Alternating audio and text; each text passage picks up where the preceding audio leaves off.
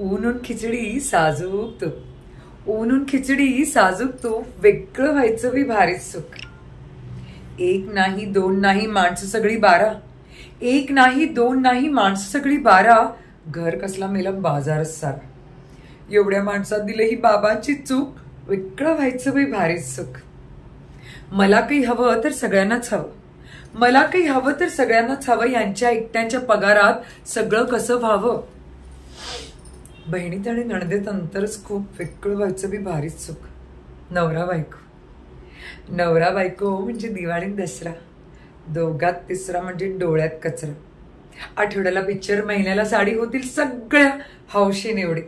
आणि स्वयंपाक तर किती सोपा, खिचडी पापड दयातलं मेतकूट, वेगळं व्हायचं बी भारीच सुख. रड रड रडले अबोला धरले तेव्हा कुठे वेगळा संसार थाटला.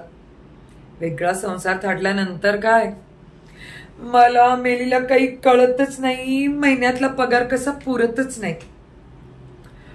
ह्यांची वागण्याची तरास निराळी, पेलाभर पाण्यालाही बायकोच हवी. भांडी घासायची तीही मीच, धुणं धुवायचं तेही मीच, स्वयंपाक करायचा तेही मीच, आणि बाळाला सांभाळायचं तेही मीच. हुश, जीवा पलीकडे काम झालंय फार, वेगळं व्हायचं सुख कळलंय फार. तिकडं आपलं बरंच होतं, सकाळचा स्वयंपाक कसा बसा व्हायचा, संध्याकाळच्या स्वयंपाकाला जाऊबाईंची मदत होती, आणि शिवाय बाळाला सांभाळायला भाऊजी होते. कसल्या हौशी कसल्या निवडी, वर्षभरात एकच साडी, थंडगार खिचडी संपले तूप, वेगळं व्हायचं कळलंय बरं सुख.